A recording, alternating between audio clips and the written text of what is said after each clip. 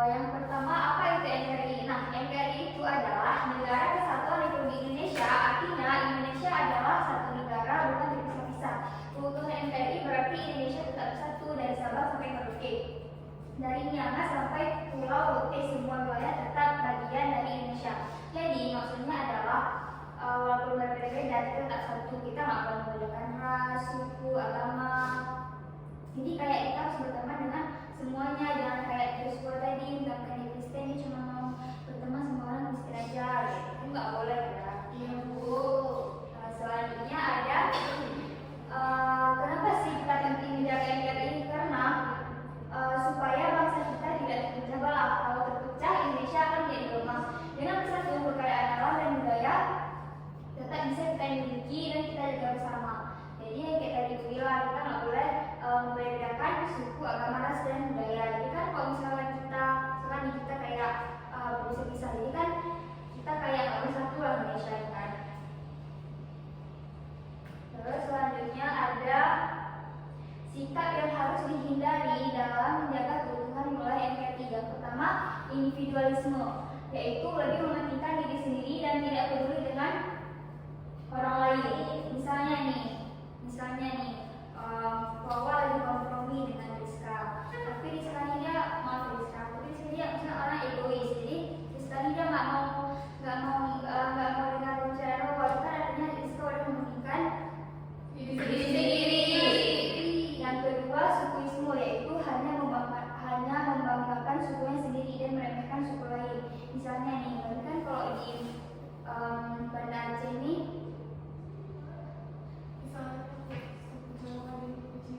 ya dibilang wahama gitu kan, padahal kan kita harus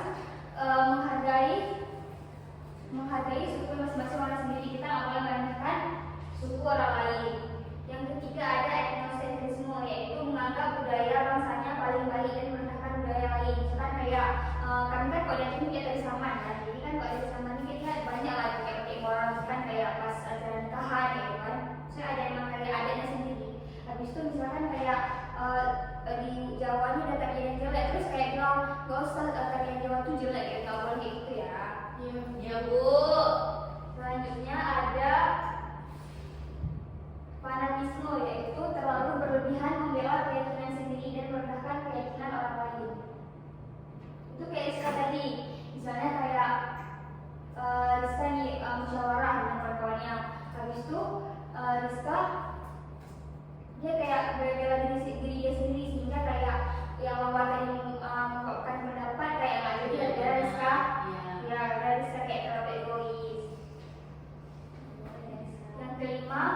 Yang kelima ekstremisme, yaitu ingin mengubah keadaan dengan cara kekerasan. Misalnya Herni ngomong dengan Rima, tapi Rima nggak mau dengar apa yang Herni bilang, terus Herni kayak mungkin ukur Rima gitu, itu nggak boleh kan. Selanjutnya ada sikap yang harus dikembangkan dalam menjaga keutuhan wilayah NKRI terbagi menjadi beberapa bagian, yaitu yang pertama rela berkorban, toleransi dan kerjasama ataupun gotong royong.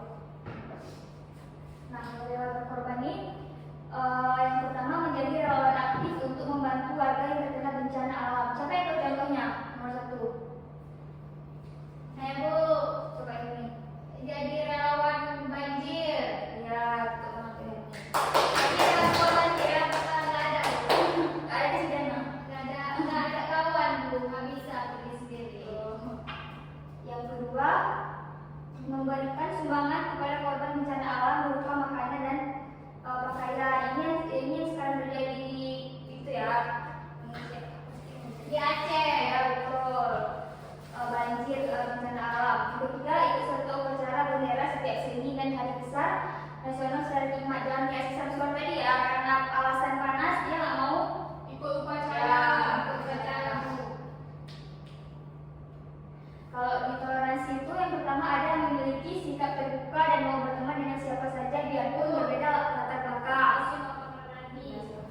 Ini kayak ukuran tadi, misalkan kayak si Joshua ini dia cuma berteman sama orang yang Kristen aja, kan kita nggak boleh punya teman ya, harus berteman dengan siapa saja. Tapi kan kalau agama harus masing, kalau berteman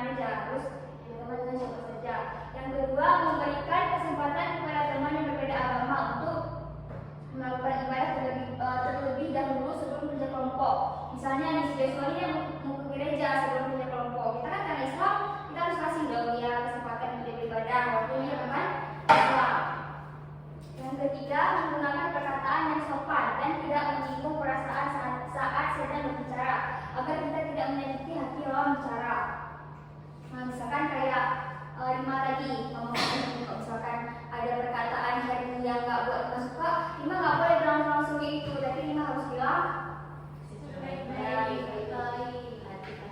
Oke. Selanjutnya ada gotong royong atau kerjasama. Yang pertama, kebiasaan gotong royong di desa-desa yang masih dilaksanakan. Pada kegiatan gotong royong ini, warga akan membantu tetangganya yang sedang membangun rumah atau mempunyai hajat tanpa diberikan imbalan. Yang kedua, bertanggung jawab menyelesaikan tugas kelompok dari guru sesuai tugas masing-masing, bukan hanya numpang nama.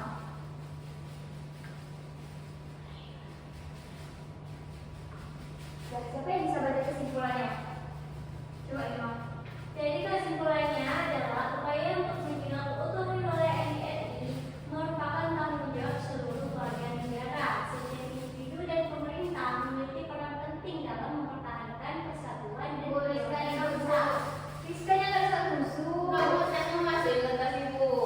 melalui kepatuhan terhadap peraturan, menghormati perbedaan dan ikut serta dalam kegiatan yang mendukung persatuan. Dengan kerjasama yang baik antara pemerintah dan masyarakat, wilayah Indonesia tetap aman, utuh dan tercipta rasa persatuan di tengah keberagaman budaya, suku dan agama. Iya, benar sekali. Jadi kesimpulannya itu adalah kita tidak boleh membedakan antara suku, ras, agama, dan budaya agar kita tidak menjadi terpecah belah. Jadi walaupun kita terdiri dari beberapa negara, jadi kita harus bersatu ya agar kita terpecah belah. Selanjutnya, ibu mau